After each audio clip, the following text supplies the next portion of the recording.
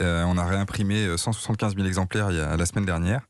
Donc on peut les trouver normalement partout, mais ça part à une vitesse incroyable. Et il va encore y avoir des réassorts. Je dois décider aujourd'hui si on réimprime encore. Et je ne sais pas. C'est une joyeuse décision. Qu'est-ce qui vous fait dire non? Savoir que les gens veulent acheter de la presse écrite. Non, mais c'est la réimpression de trop. C'est-à-dire que là, il en reste quand même. Il y en a encore dans les points de vente. Donc c'est juste que on voit que les ruptures. En fait, moi, j'ai donné mon numéro de téléphone sur les réseaux sociaux. Donc les marchands m'appellent directement, m'envoient directement des SMS et je reçois des SMS de marchands tous les jours qui me disent je suis en rupture. Il faut que tu me dépannes 30 exemplaires, 40 exemplaires. Est-ce que je peux recevoir 200 exemplaires, etc. Et donc on essaie de suivre. Mais alors, il y a un moment donné, c'était fou. Là, ça s'est quand même un peu calmé parce qu'on a remis du papier. Mais ça continue à partir. Donc, je vais faire un point là. La difficulté de l'été, c'était également de trouver du papier. Ouais, c'était dur de trouver du papier. Ouais. On en faisait venir par bateau parce que du coup, il n'y en avait plus à proximité. Et c'était une galère. Il venait d'où par bateau? De Norvège, je crois. Combien vendez-vous habituellement et combien avez-vous vendu des exemplaires du numéro 136 et 137? D'habitude, on vend 47 000 par numéro.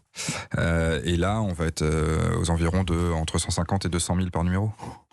Vous avez carrément créé un site internet qui répertorie les points de vente dans lesquels on peut trouver l'épisode 1, l'épisode 2, les deux, le tout classé par ordre de département.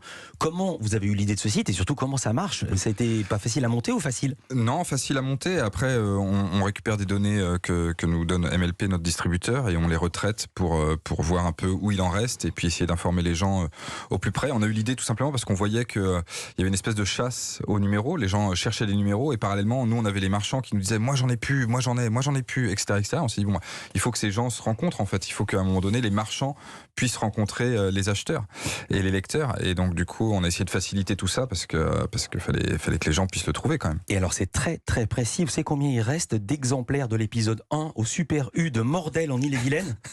On a regardé, il en reste 9. Ah cool, c'est pas mal.